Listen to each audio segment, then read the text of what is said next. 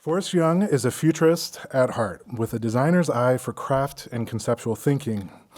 In the course description for the future design class that he teaches at CCA, he lists a variety of subject matters, from technology to ecology, history to the body, and he suggests that all of these topics represent potential future design practices just waiting to be invented, and not simply topics that warrant research. This active philosophy in which everything is waiting to be inhabited with purpose, from client briefs to universal design problems, is what Forrest brings to everything he does. Currently, he is global principal and head of design for Wolff Olins, the acclaimed branding firm which was recently named one of the most innovative companies of 2018 by Fast Company.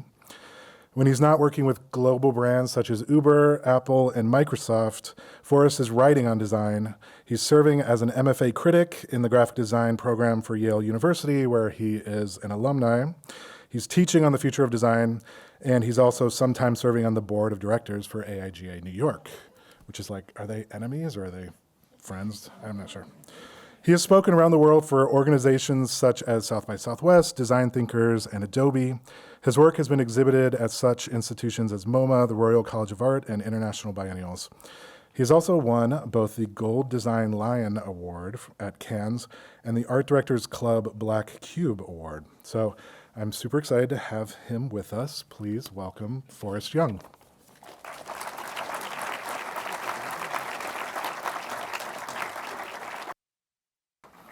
So just a pro tip, never end on a words in your bio. It's just so weird. It's like a weird humble brag. I'm so happy to be here.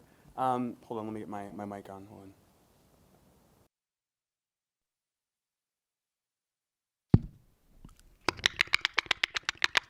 Oh my gosh, there's a mouse in here. All right, so 12-12, and I really am looking forward to the Q&A, so don't feel at all like, oh, I had this question, but I don't want to ask him this old design smurf on stage. But I'm design smurf. I dress in a cute little blue getup, so you'd feel like any question would be okay, like a little smurf village. So 12-12 is just a simple little title here, and I want to thank everyone for having me. So hello, Minnesota. I can't believe that I'm here in Minneapolis. I'm like one of the biggest Prince fans ever, and I feel kind of just humble to be here. I tweeted that. I kind of exhausted that. These are our kind of social handles. Feel free to give us some love if you want. So this was the mic check. This is supposed to be slide 2, but this is the mic check 1 2 1 2, which is actually a song. So nice shout out to the Ultramagnetic MCs. Cool, Keith. So very simple title. 12 curiosities and 12 pursuits. I try not to overthink my curiosities. I just try to just go after them and pursue them. And I think all my work speaks to the fact that I try to just cultivate immense curiosity about the world. And ultimately, I try to make other people curious about other people maybe that aren't themselves. One of my favorite quotes and stories is this story and parable of the blind monks that encounter an elephant. And in some ways, I kind of view this to be the totality of design, of which I am, just barely skimming the surface.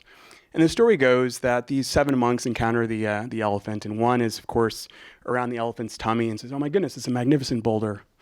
Another one is encircling the leg, and they said, "Oh, it's a mighty tree trunk." Another one is holding the trunk of the elephant. They said, "Oh, it's a boa constrictor. For sure, it's a boa constrictor." And they all start arguing because they're all holding some type of partial truth. So it's amazing to be here at venues like this. We're going to have a conversation about what the total shape of this elephant is, and hopefully I can share some insight into maybe some aspects, like maybe like the toenail or like the tusk, I don't know, like that I've experienced. So this is a shout out to Experimental Jet Set, which was my first, I think, design insight lecture series that I saw, and I was blown away by the fact that they had so much respect for what came before, and ultimately the name of their lecture was called Friendly Ghosts. So my ghosts are arcade ghosts. That's my story. This is me just waiting for Quirk to be developed, and in design, I was already like mobile first, digital first. You see, there's no paper, there's no physical media. I was just getting my thumb strength up because I knew I was going to do a lot of tapping as an adult. Of course, just practicing laying on of hands. If anyone's sick, just feel free to come up to the stage. Now, my mother was an amazing programmer and educator, and this is one of her drawings. So I grew up with my mother making these beautiful little glyphs for Atari at the Atari Cambridge Research Laboratory. And if you get any of you guys that are old enough to remember the turtle, like what a turtle was, I mean, it's just like, I just feel like a dinosaur, like, Anyway, so what's amazing about a turtle is you could reskin it. You know, it's like a spotlight with different gels. You could say, I want the turtle to look like a person. I want the turtle to look like a spaceship. And I think it started to give me the ability to see things that were behind things, just a little bit. I wasn't conscious of it at the time. This is my dad, I think circa 1967 on the Dartmouth basketball team. I'm sure that was a very interesting experience. I always ask him, what it was like to be on that team. Now, the funniest story about this photo is my dad is number 11, but number 10, the guy that looks just like the happiest person in the entire photo, is the father of one of my students at the MFA program at Yale. So it's just unbelievable that our paths would cross. Surprise, surprise, the design Smurf came from that little goober up there. And I was lucky enough to get to walk on the stage in graduation. My mom took me up there. This is her getting her Harvard diploma. And as a single mother, it was amazing getting up there and shaking hands and seeing the whole pageantry. So I've been surrounded by love and magic my entire life. Thank you so much for that. I was like, are they going to give me a laugh on this slide? I think, I asked, what was the first, idea that you had that you might be a designer? And I can't say that it was this exact thought, but I remember going to the jet bridge, I think it was Lindbergh Field in San Diego, and I saw a smiling plane. And I think I had like an out-of-body experience. I couldn't believe that a plane could smile. It's one of these simple things, and I know it's just a black stripe around the nose, but this was incredibly powerful. I suddenly felt excited to go on this plane just because it was smiling at me. And I thought, wow, the power of that little black line on the nose. Also, just seeing that no one goes through life alone and no one succeeds alone. So this is a wonderful telegram sent from Fellini to Kubrick, encouraging him to keep making amazing films. And specifically, he said, I saw your film yesterday and I need to tell you my emotion and my enthusiasm. I wish you the best luck in your path. And how special that must have been. So ultimately, I think we all need to be critical around these narratives that we encounter. They could be academic narratives. They could be narratives that you're learning in classrooms. They could be narratives or mythologies that you're inheriting. I think ultimately, these perspectives are deceitful because they have agendas. And so a lot of what I'm going to talk about is how do we start to hack through these agendas to define our own path? So this little shout to the purple one up there. So to hack. And so ultimately, similar to Sarah's kind of actions that define oneself, these are kind of strategies or tactics that I've used to discover, like, what does it mean to hack? Do I know how to hack? Well, and this is kind of a foray into this exploration. So my father was very active in the civil rights movement and actually brought Stokely Carmichael, which was then his name, up to Dartmouth at the time to teach the folks up in Hanover a little bit about what was happening down in the South. So you got to imagine when I saw this Paul Rand book cover, I said, oh my gosh, yeah, he's clearly like a civil rights movement, clearly like, African-American, side profile, soapbox, getting people right up on the street. And I wrote my admissions essay to Yale about Paul Rand being an African-American culture hero. And I know that they didn't know if I was being ironic, if I was very confused, if I was going to immediately just get cut. But I think that they were so perplexed by the fact that, one of the most famous people ever to come through the program to teach was not who I thought he was. And I would later write about this, right? Paul Rand is an African-American culture hero for white Zinfandel. So if you happen to pick up this issue, read it. It's a black man's playground, clearly. Corporate identity, design. So this is a little kind of snapshot into my, my experience at Yale. I think I was lucky enough to have an amazing cohort of people. Eric Adelson, Titus Kaffar, who just won the MacArthur Genius Grant. A thesis show that almost killed us, literally, trying to hang 10,000 sheets of 8.5 by 11, which was a kind of a conversation around the comp and constraints and how we shift the meaning of one's work through the constraints that we have to inhabit. And this is my poster, my initial hack at a photo seating. So the photo, I think this is for the, it was a photo lecture in the graphic design atrium. And I thought, well, if they're going to put chairs in our atrium, I should just make a poster for Irma Bloom out of it. And I think one of the great lessons, and this was actually a lesson that Tobias Farrar-Jones taught me, which is this notion of multi-stable perception. And very simply, this is a Necker cube. So probably some percentage of the audience is seeing a downward-facing cube, while the other half is seeing an upward-facing cube, and there's no right answer. And this idea of multi-stability was incredibly interesting to me. Another way to say it, I don't care if she's a tape dispenser. I love her. And like, I can kind of like I can feel like I'm that snail on the left. I feel like that has been my path in design. It's like, that's not a snail, but kind of close enough. So similar to the snail on the left, I chose to see the world as something that could be negotiated, altered, shifted. So when I saw this, don't walk sign, I thought, oh my gosh, it's somebody asking me to high five it, saying, please high five me. This is just a gesture of celebration, not of caution. And so I created an alter ego called the Red Hero in graduate school, which is really about me overcoming my fears.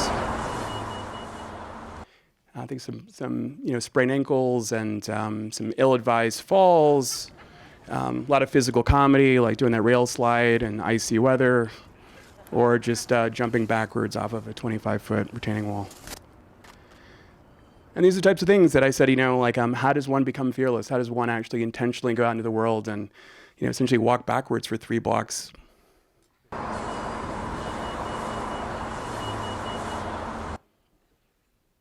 And a shout out to Jeff Hahn, who was the videographer on that center frame. Very, very steady. So steady that it didn't warn me that there was a car that was about to hit me. He's like, I couldn't ruin the shot. It was one take. And how do we see things that are forgotten or underutilized as opportunities to say, hey, what about these underserved communities? What about women in the architecture school? And so this is actually a project where we taped neon tape in every crevice, every crack, every moment where the architecture school was essentially, shaded or cracks or kind of unnegotiated spaces. And the then dean of the Yale School of Architecture said, excuse me, sir, what are you doing to my steps? And I just went,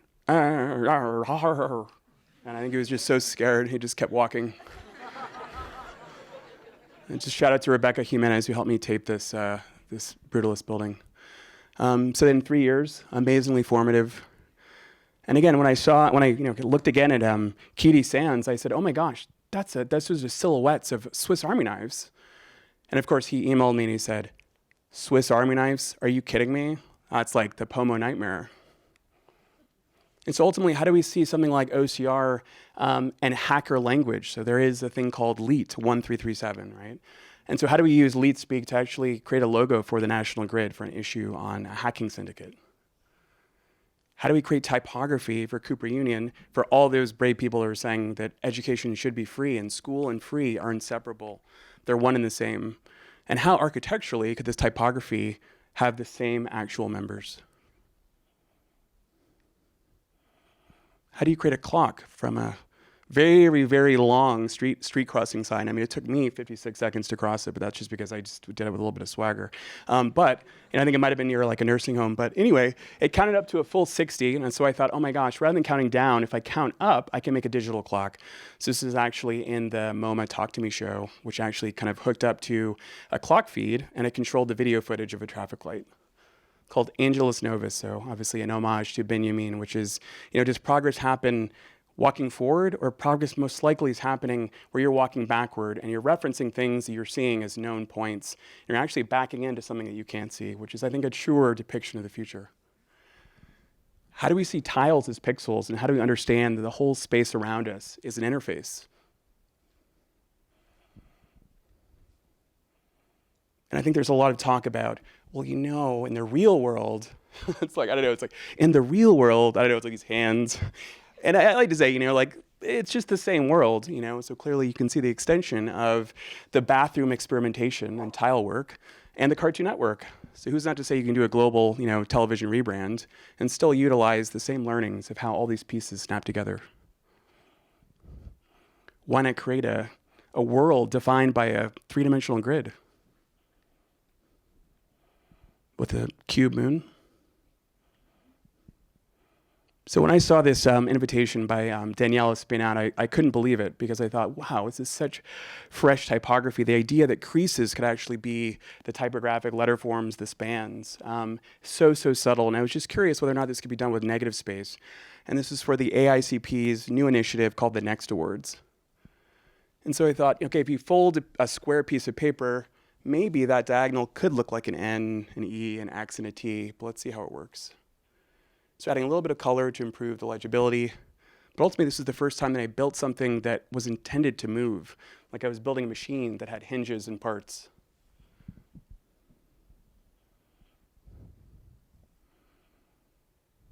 This is hands down like the most amazing screen I presented in front of them. I'm trying not to look at it and read out the screen, but the fidelity of the screen is just exceptional. So thank you, Eric Adelson, for bringing me into the Cartoon Network. That was a very special project that proved that the real world is just the same world. How do you use design to instruct, right? So my favorite instance of this is Joseph Hartwig's, Bauhaus chess set, where unbelievably so, every chess piece communicates how the piece moves, right? So the castle communicates north, east, west, south, how it moves, right? The bishops are diagonals, and the queen is omnidirectional. It's a sphere. I thought, wow, it's so amazing that the instruction of how to play chess is encoded in the piece itself, right? They're not just, they're emblems of a knight. They're actually the formations and the flows. And so I thought, how would I do this for the Orlando Museum of Art? What if it's just a series of triangles, maybe infinite triangles that are spinning that form an A, or no, two that come together that form somewhat like an M, an A, OMA. Then playing around with confusing the language of analog and digital, right? Hypertext link. Could it be instructive on how color combines? Combining, traditional kind of color combinations, how light combines, how pigments combine, even an homage to Goethe's color wheel. Bless you. And how do we even see? Looking around at models again, now we can't help but see OMA, even though that wasn't the intention of the shoot at all. Or that, men's and women's are just the same symbol, just flipped upside down or bidirectional. And thank you, Mark Unger, for bringing me into that project and for hiring me. Now for a pivot. I think there's something very special in the audience. Greg heard. How do you go from a telephone company to really an entertainment platform? It's quite a major pivot since this is the company that invented telephony. And so piece by piece, we thought about how does blue represent the color of potential, the color of possibility. It's an ocean, it's a sky, it's just limitless, boundless. And that's the space of connectivity.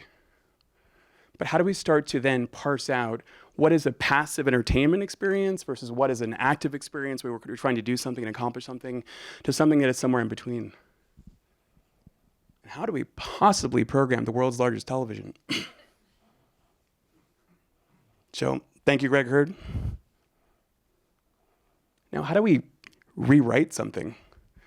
And this is one of my favorite quotes, which is, you write in order to change the world. And that sounds like a massive seismic shift. How could a designer possibly do such things? But he says, even by a millimeter. And so it becomes, okay, well, I can do a millimeter. That's something that's within my realm. The way people look at reality, and then you can change it. Very similar to Bucky Fuller's notion of the trim tab. Right? If you're trying to turn a giant ship, it's not about grabbing the rudder and turning the ship. It's not about even thinking of the rudder. It's about the trim tab that's on the rudder that creates those little micro movements. So when we look at someone like Admiral Perry, we think of all these great instances where somebody has said, I have summited, Mount Everest, Edmund Hillary. I have been the first to the North Pole. And there's always somebody who has to hold the camera. This is always what I love. There's somebody taking the picture, which means there's somebody else who has also summited who is not getting their picture taken. I think it's just an important thing to remember as we start to look at, these types of artifacts that we encounter. And so what about this guy, Matthew Henson? This was the guy who was out there and he was getting the sleds and training the dogs. And so Travers Strawn says, I'm just going to rewrite this history. I'm actually going to take on this challenge of Perry and Henson and their narrative and their history. And so he says to me as I'm graduating, I said, what are you doing? Everyone says, I'm going to New York City. What are you doing? I'm going to New York City. What are you doing? I'm going here and then I'm going to New York City. Okay, great. That sounds pretty interesting. And I said, Tavares, what are you doing? He says, I think I'm going to have to go back to the North Pole. What?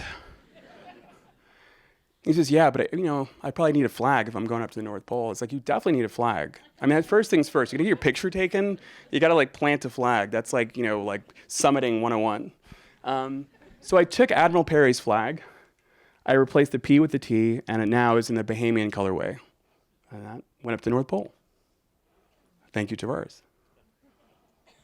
So how do we open something that is becoming closed? When we think of the Internet of Things and walled gardens and all these tech companies that are vying for winner takes all. And it's important to then back out and say there's so many opportunities where we had VHS versus beta, a base 10 type of math, a base 12 type of math, a base 20 type of math.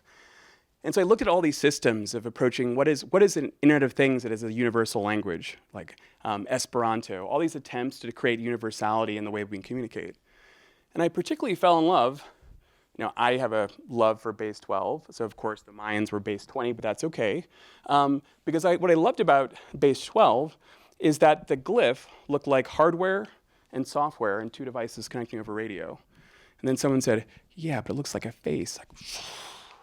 Do not present to engineers and say it's a face. Please, no face. No one can say it's a face. First thing the CEO said, it's a face. I like it. I like faces. Okay, great. One of the things we realized is you could actually send this logo through SMS with a colon and two posts.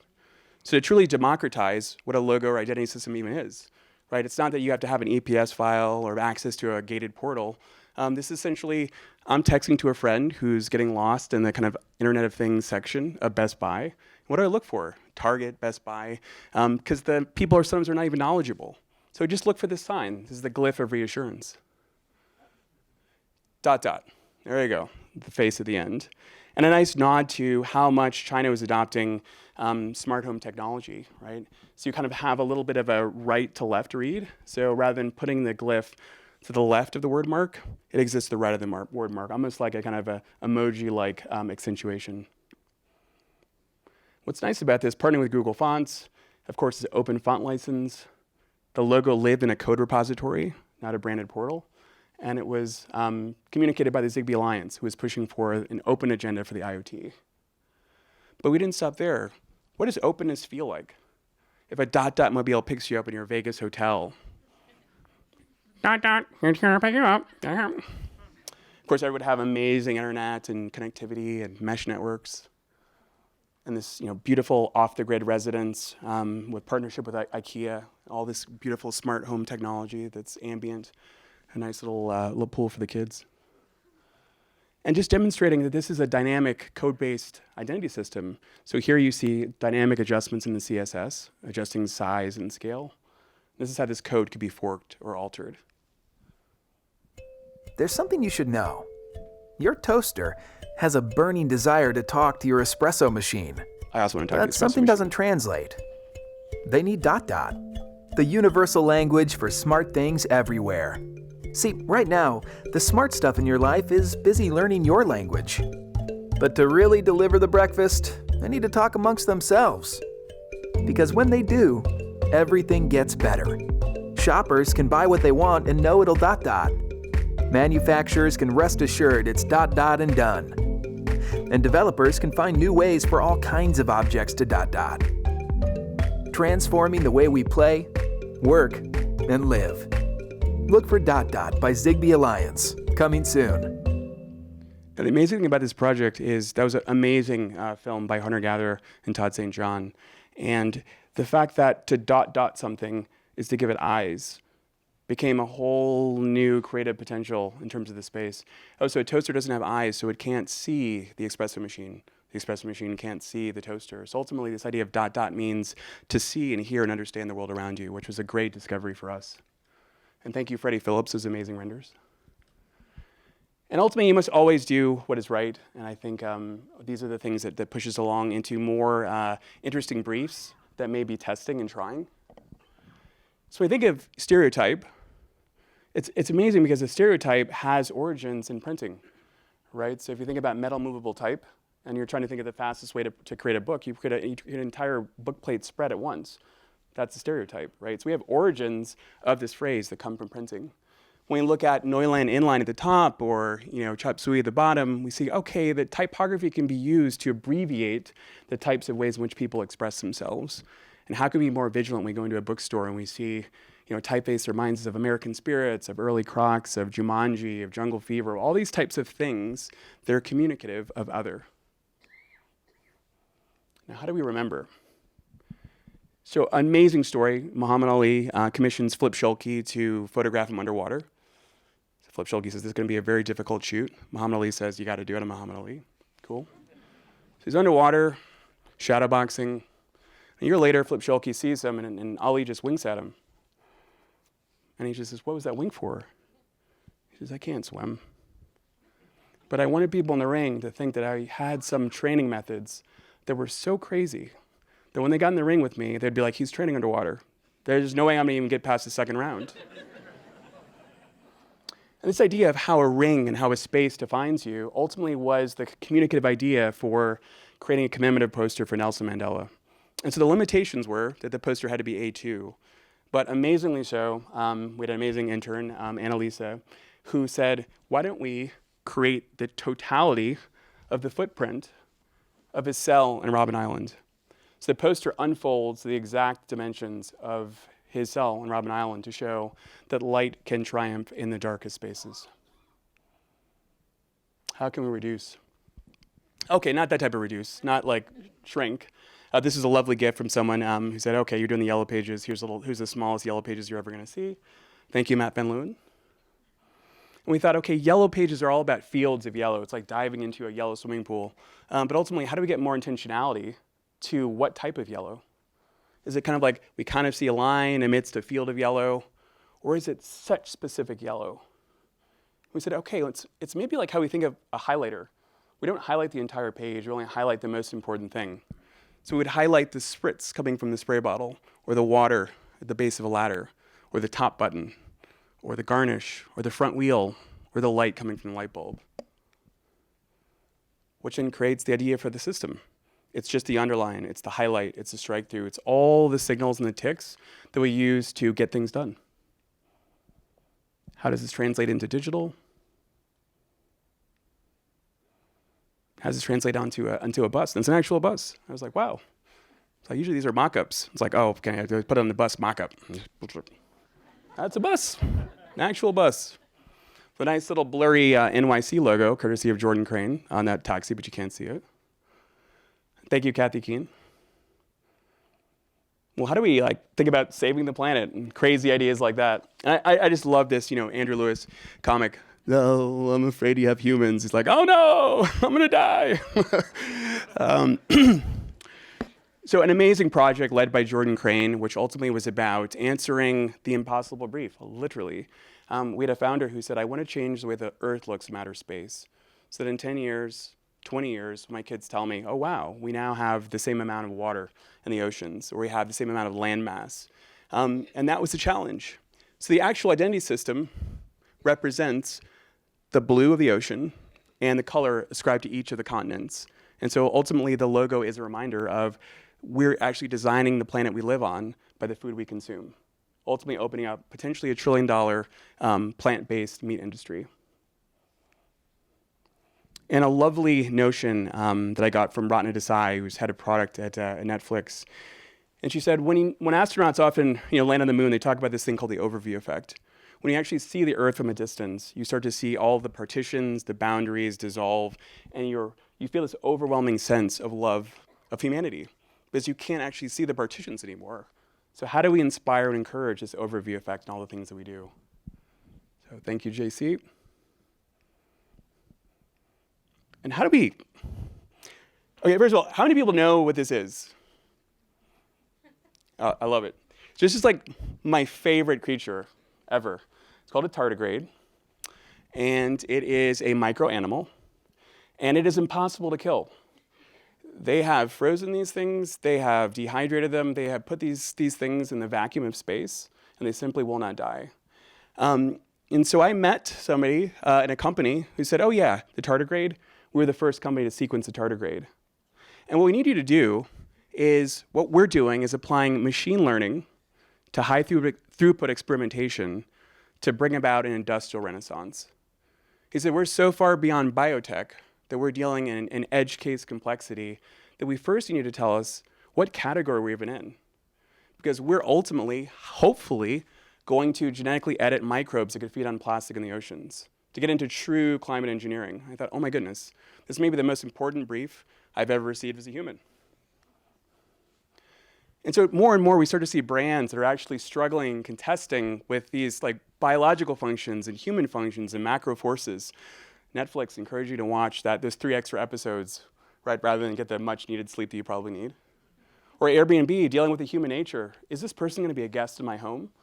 So the true market potential of all these companies are human limitations. They're not actually competitive forces. And so Zymergen said, we're competing against human ego. Like the human arrogance of a lab tech, or someone who says, well, I have the right hypothesis. All the people in my lab need to follow my lead. And they said, let's just let the computers figure it out. Of course, within certain moral boundaries. And so we started to script, notional headlines. Zymergen is a molecular technology company, an emerging titan at the forefront of an industrial renaissance. What does industrial renaissance mean? Shh, don't tell me. And they said the industrial nature, the material nature of the world hasn't changed since 1970. We had an information revolution, but we're still dependent on fossil fuels. We'll start trying to eke out the last 7% of what we can deal with in plastics. And so they want to actually do that for the genome. They believe that's the future of our planet. And so how do we unify the 3 aspects of their story, right? Biotech would have 2, but they would have machine learning, high throughput experimentation, industrial renaissance. Oh, it's kind of like a Jacob's ladder, right? It's a 3-part Z. And we thought, well, we can't just choose ordinary colors, like what's the hex value and what's the RGB? What are the material properties of these colors? So we looked at, IKB, right? The color of a person.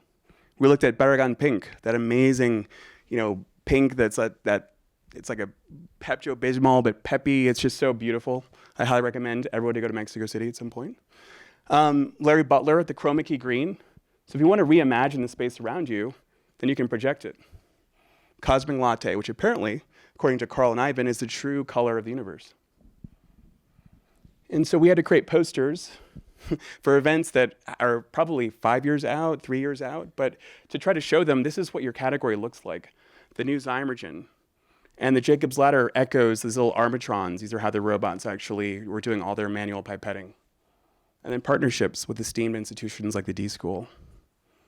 Security badge and potential product lines.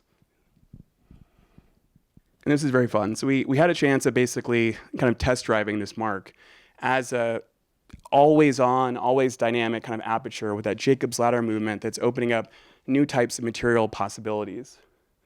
Using all these colorways to talk about materials that we haven't even seen or understood. Like, what is the new Kevlar?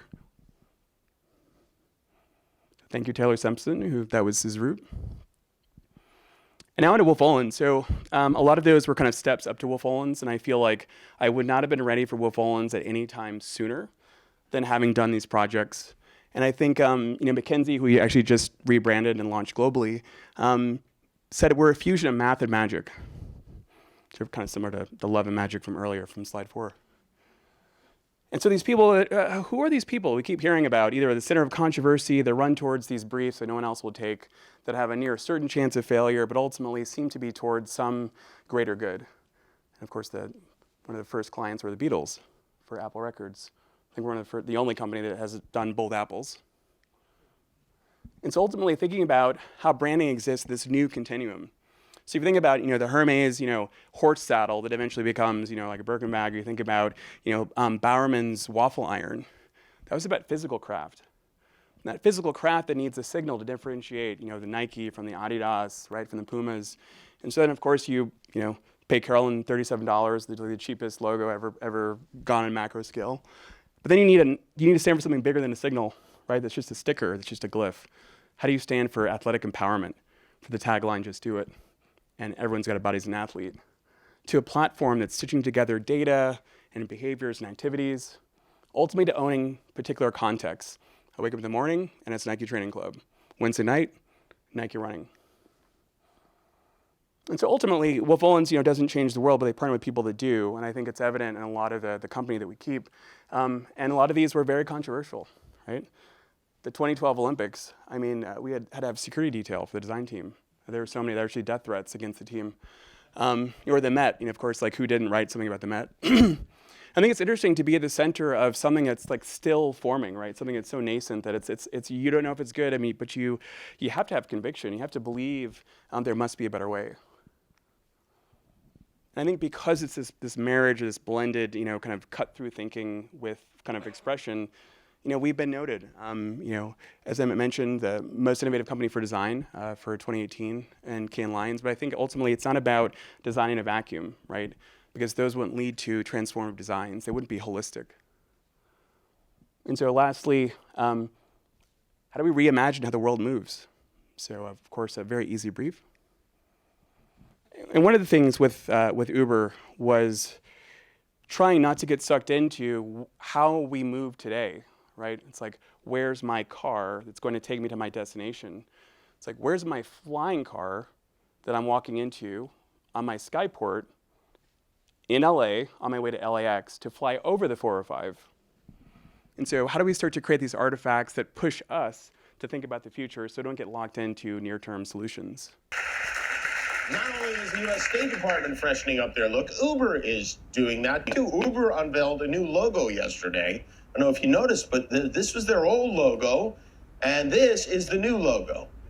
I have to say, I kind of respect it when people don't try at all. The crazy thing is they say it took them 9 months to create this logo. I think that was too long. You know what takes 9 months to make? A baby, a human baby. It took Uber 9 months to type 4 letters and pick a font. Awesome. that was a high point. It's something like just getting roasted by Kimmel, it's just like, and everyone's like, ha ha ha, and it's like, come on guys, be strong. So the first thing we had to do is say, what type of movement are you? They go, well, we haven't thought about that yet. Are you like a creative type of movement where I move across the stage? Hold on, let's see if I can do this.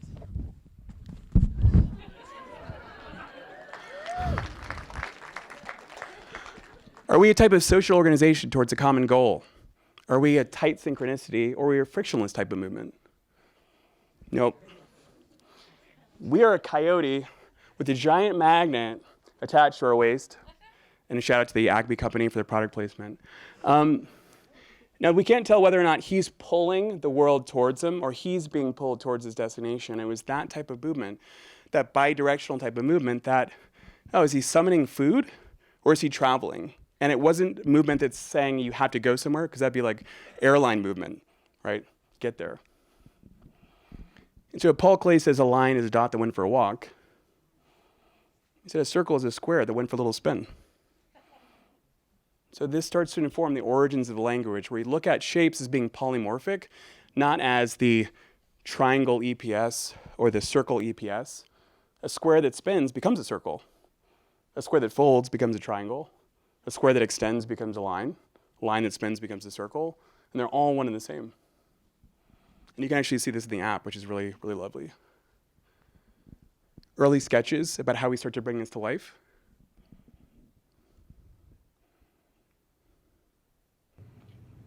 We spent a lot of time on the computer. There's so much pixel pushing.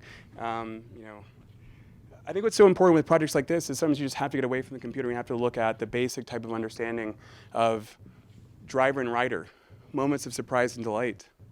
Or most importantly, back to the coyote, it's not just about leaving, it's about returning. We want to come home again, we want to return to work.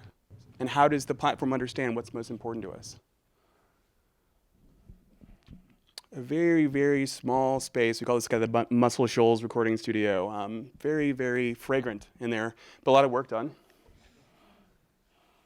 Using a collaborative platform, NICE, which allowed us to basically put really, really raw sketches next to ready-made objects. And I think one of the things I try to tell my team is just not to get sucked into this, the seduction of mood boarding, of looking at and copying, because things are just so influential. How do you actually start to sketch with Sharpies or with scissors, and then ultimately understand things by looking at things in juxtaposition? So this is the big aha moment. 11:46 p.m., presentation the next day, huge presentation. And I'm putting this keynote file of a diver, and it snaps to the top middle of this screen. And all of a sudden, it kind of universally go, oh my gosh, there's a giant U. Oh my gosh, a giant U. And like, the designer's like, it's a giant U. I'm sure if anybody heard us, they'd be like, those people are absolutely insane. But we're like, oh my gosh, this is like our version of the FedEx era, right? It's focusing on the thing that you should be focusing on, which is the person, and the company actually recedes as it should, and it has this generous embrace. And so from that point, we just let the system design itself, and we try to get out of the way.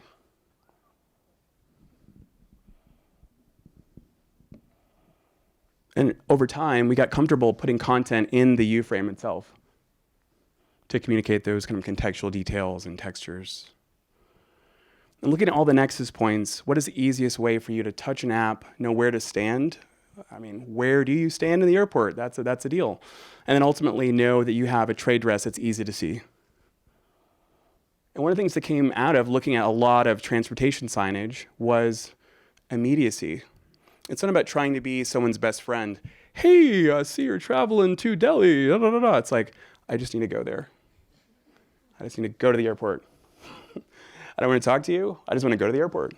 And so how do we just understand that sometimes the most generous thing to do is just to help people, right? It's not about being loved and having kind of a reciprocal interaction. And thinking about all the wealth of transportation, whether it's different glyphs, phonetic alphabets, and an homage to all the great type designers that were working either for transportation or communicating things about making incredibly legible typography. And what always happens is you design, like in the US, and then you go, oh no, there's like other countries besides the US. That's like the classic, like, it's like first it's like, what? Like the United States is in San Francisco? And then that's like the first thing. And then you're like, oh no, let's get out. There's the United States. And then there's like, oh my, there's like, wow. How do things enhance versus degrade? How do things get better when they leave the US versus fall down? So ultimately we looked at the relationship between Latin and Hindi Devanagari and opportunities for languages to actually celebrate the beauty and the mechanics of how these are drawn. So this billboard, it's an actual billboard app shot in India. And I remember saying to Harmon, we have to shoot this out of home. And he goes, sure, no problem. So he's, woo, Tokyo drift, side scoot in the middle of a 6-lane highway. All cars around us just swarming, but all under control. He says, no, we're in India. Everyone here knows how to drive. It's not like America. And then we went to Amsterdam. Patrick says, well, obviously we don't have billboards, so I don't know why you guys keep mocking up these billboards. We have bikes. We have lots and lots of bikes and canals and bikes and canals. So we had to think about branded functional objects. How does a U-frame become something meaningful to somebody who's on a bike? Right? Is it a pickup point for you to drop your bike off and then have a car to come pick you up, right? Just solve a purpose, right? Don't just decorate and litter. Or if you're in Old Delhi, you can't possibly fit one of those in Old Delhi, so you have to think about more ambient ways in which the U-frame can appear. And how do we extend typographic details into iconography? How do we make sure that everyone can see these colors? Right, so how do we make sure that accessibility contrasts for AA and AAA become things that everyone memorized? And so if we do have a color for safety, this safety blue, that's 4.58 to 1, see? Then it's clearly the color of the helmet, the color of the seatbelt, the color of the enclosure, the safe lock, the completion of the journey. How do we make people feel comfortable with this crazy technology, self-driving cars? Well, how do we start to infer that this car maybe has certain tendencies. This car is actually very, very knowledgeable, a particular museum route, right? And apologies for the Times Square mock-up. It's just like de facto like branding. It's like rarely do you ever take over Times Square, but it's like, wow, just really look the feel of that, just woof.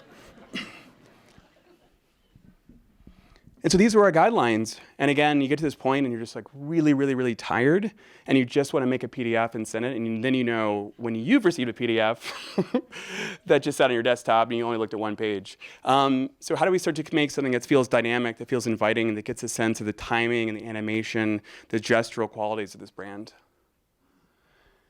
And then what rarely ever happens beyond the guidelines is that things look this good in the real world. So this is an actual out of home in Berlin. Paris Metro.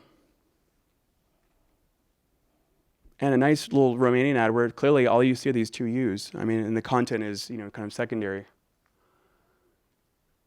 Uber has totally embraced universal design. So this is one of their proudest accomplishments, this book called 77. And how do we paint a picture for 2026 on a skyport in Tokyo looking towards Mount Fuji? And how can we be so specific about details? The traffic cones over there on the left are the actual Mount Fuji traffic cones. That safety blue is the standing zone. We've incorporated the typography and FAA standards in terms of skyport markings. This would be a JA 1050 based on code. So all those details that make you believe that this could be real, they give you the confidence to move forward this. So Armin says, it has the potential to be a case study we'll discuss 20 years from now, but of course, it's a conditional praise, right? As long as Uber delivers on the potential positive change. And now I feel like this is like the reel that blends myself, Wolff Olins, historical, and our path moving forward.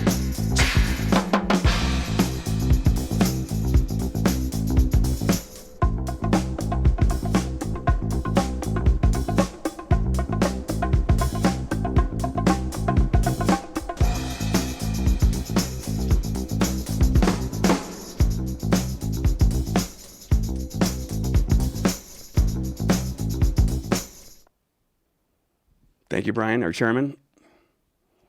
Yeah, it's all about love.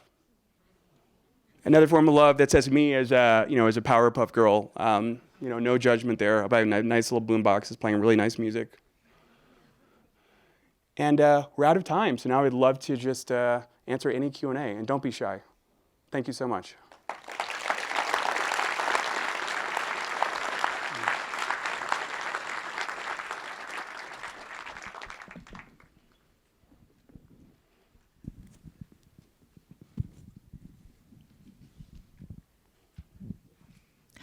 Hi, thanks for a wonderful presentation. I was wondering if you could talk a little bit about when you're looking at a brand, how much is of what you do is reflecting who they are today, and how much is aspirational? That's a great question. I think more and more so, especially as more and more companies are becoming necessary tech companies. They're working against sometimes competing time horizons, right? Because you have product teams that are working in much longer time horizons, like 5 years and 10 years. You're doing product, and in marketing, you're dealing with either triage or near-term solutions. And so somewhere within a longer-term time horizon and a near-term solution is, to your point, authentic expression. And I think it's important to parse out, like, what is internal politics and ultimately what is the salvageable essence of this is truly who the company is moving forward. And I think it's finding that right balance almost between those two corridors of what makes a company true.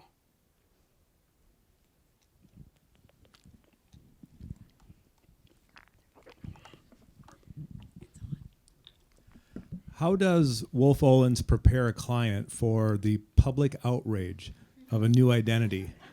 And do you have a plan to address it in social media? That is a fantastic question. One of the things is we've had such a history of kind of being at the center of controversy that in some ways it almost kind of self-selects the type of people that approach us for RFIs and RFPs. I think if that was not the case, that'd be a head scratcher. Because I think ultimately, if you're truly trading something that's transformative, right? Like London 2012 is the most successful Olympic Games of all time. And it's the most controversial Olympic logo of all time. So then the question is, well, what's controversial about it? It's maybe visually evocative or it feels sharp, but it was designed for youth. It wasn't designed for, the parents of those youth, because it was about embracing everyone's Olympics. And the attention paid to the Paralympics, which was ignored by every Olympics, this is the real Olympics, and this is like the lower tier Olympics. We embraced the Paralympics with even more vigor than regular Olympics, hence the ticket sales were amazing. So it's financially successful because there was a correct ethos in terms of the Olympics should be for everyone. But back to your point, we try to mark out, it's not enough to just deliver the assets. Like, how do we think about, one, talking to whether they're kind of a super panel of people in media to say, hey, sign this NDA and let's have a conversation about molecular technology. So we actually reached out to somebody at Popular Science and we said, molecular technology, does that sound stupid? And he said, well, it sounds kind of bland, but I like it. He says, it doesn't sound too edgy, like an overpromise, but it sounds like, you reminded him of Palantir. He said, it's something I kind of know, I don't really understand, I don't question it, and it has the right amount of distance. And so I think one is talking to people ahead of time that might be those types of people to write those, the Met articles, the logo looks like it's a traffic accident type of articles. But then ultimately to give the courage of our conviction, to our client partners. If they falter, if they're getting weak, we then say, I am 120% confident that this is going to work. And sometimes it's just I think our main delivery is courage and conviction more than it is assets.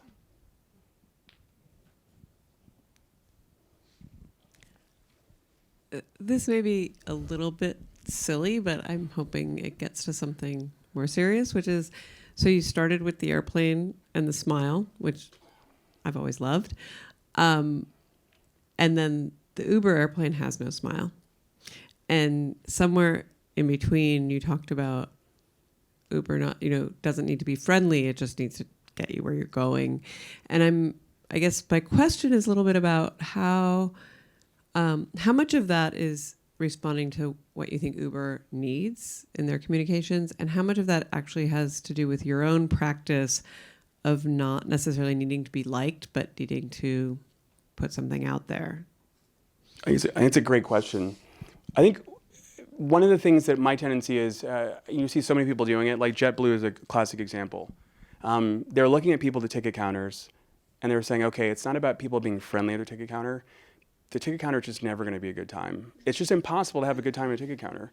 You get the friendliest person, like, oh, wow, I noticed you're wearing this. It's amazing. Your perfume smells so amazing. And it's like, meow, crying baby behind you. It's just like, you just get people away from the ticket counter, resolve your tickets, at the comfort of your own home and go straight to the gate. And I think one is just understanding what people truly need, like what is salvageable. And back to the kind of the smile, one of the things that we've been talking about is, wow, the opportunities for a pilot of an eVTOL, which just means electric vertical takeoff and landing craft, is to be a tour guide. Who here has flown, low altitude at 2,000 feet, and all of a sudden the rooftops become a whole new vantage point? And I think for us, that's the new smile. Oh wow, it's a rooftop garden. Oh wow, we're going to commission a mural on the top. This is the new form of media and out of home are going to be underutilized rooftops as seen by low altitude aircraft. And so all of a sudden, everyone goes, oh my gosh, rooftops. And that's amazing. And so I think to your point about the smile or not to smile, it's like, what is the essence of the smile? Is the smile symbolic or is the smile experiential? And I think we're always trying to parse out that level of depth. It's a great question. Hi, so when you're creating a project, be it a logo or branding or even like packaging, how do you really start? Do you look for inspiration? Or do you just crack out an idea at a table with your team? I think more and more so, we just talk. We just have a conversation. I almost think that there's this desire to, and I make this mistake all the time, is just jumping into software too soon or start sketching too soon. And oftentimes it's just hearing different people's opinions and voices and vantage points. Again, like the ... example where Todd St. John kind of came up with this idea of to ... something is to give something the ability to see and hear. And that only would have happened through a conversation. In any amount of sketching, I never would have arrived at that discovery. And so I think we started with a conversation. The conversation leads to very, very lo-fi sketching, because I started to think that our tools are getting so good that our tools are pushing us into being copycats. Our tools are actually pushing us into, somebody was talking about this at Adobe, right? If you have a Starry Night filter, you're never going to be Vincent van Gogh. Right, so you have to find your own way to express that what you're experiencing. Your tools actually may be your worst enemy. Hi, clearly you're incredible at selling design, which I think is a huge part of our industry and getting people to buy into what we're doing, because we can make something incredible, but if we can't sell it, it's all for naught. I am curious if you've ever had an extremely difficult client who just doesn't want to trust you on that journey and how you navigated that. That's a fantastic question. So I tell people TTL, which is taste, trust, leave. So either the client partner has taste, in which you have a shorthand and a shared understanding of what you're talking about.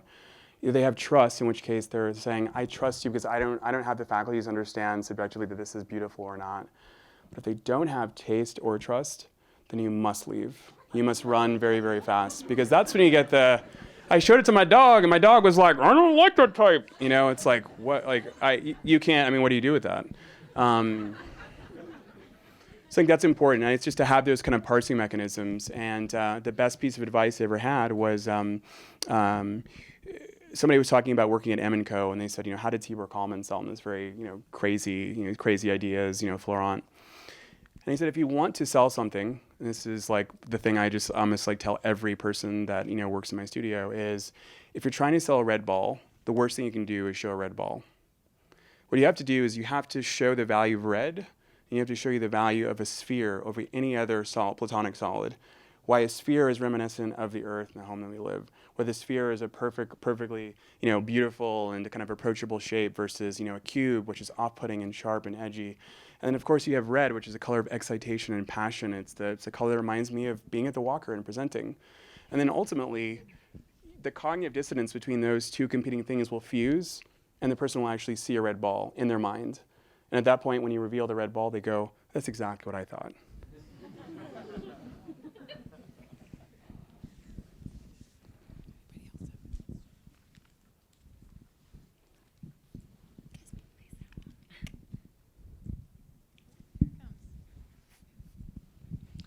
I want to go back to the courage and conviction comment that you made, and walking backward at 11:46 a.m. And all of those things really resonated, and I'm curious, where do you find the intersection of true insight and research, and where's their analysis paralysis, and how do you come through to the other side to really bring forward, when do those things all merge together, and how do you really wrap that up for your client? Well, I think there's a kind of an elephant in the room, and not the elephant that was in the presentation, but the elephant that is, we're starting to use terms as designers that are starting to not mean anything. Like, I actually don't know sometimes what people mean by empathy because we overuse it. Like, I actually don't know sometimes when people say insight. Like, insights are so rare. Like, a really great insight is like so rare. That's like got milk, like milk mustache, like when you deprive people of milk, they feel like, you know, it's like, it's so rare, you know? And so I think, like, what is an insight versus, you know, a generalization? Like, what is, you know, a smile versus a kind of experiential, you know, kind of outcome? I think so the first thing is for us to have the discipline to say, what is an insight versus what is the data telling us? Because if it's just the data, then it's a mirror. But an insight is like an emergence of something that was there all along, but you're finally seeing it in a particular way, in a particular angle that you understand, you know, what to do with it. So I think that's the first thing. I think true insights often happen at the worst times. Like 11:46, the night before the biggest presentation, is the worst time to have an insight. To have the FedEx era moment happen. Everyone's like, yeah, or the moment everyone came down, everyone goes, oh my gosh, now we have to like basically stay here until the presentation. Because we're all so excited about this, now we have to sell this thing in. So this insight gave us basically a whole third route. And so I think, you know, it's also having the excitement to say when an insight happens, it's just trust it and go with it.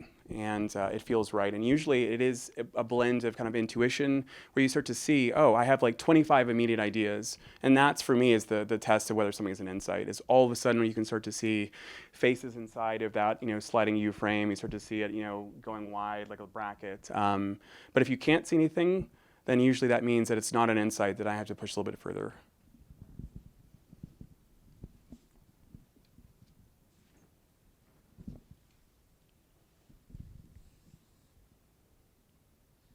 This is the absolute best Q&A I've had in the last 2 years. This is the best screen I presented in front of, and easily the last 7 years. And this is the best venue in terms of the angle. I feel like I'm actually talking to you. It's not like it's like a vast ocean where it's like somewhere back in the Pacific Ocean. All right, one more. So I guess this is more of a personal question. Sure. What's like your favorite part of being a designer? Like, what kind of draws you in every day, kind of makes you want to keep doing what you're doing? You know, I think it's probably just truly embracing, you know, a client's problems as yours, so that when they have the moment, when they go, oh my gosh, and you actually see this is a person whose commute to work is transformed. And it's like, I could be happy that a solution was reached, but I'm truly happy for someone else. And I think the only way you get there is by truly embracing their pain as your own. Then you can experience their joy.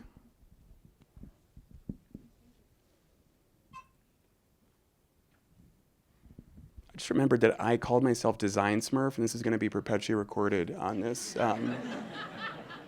Forrest Young, a.k.a. Design Smurf. Is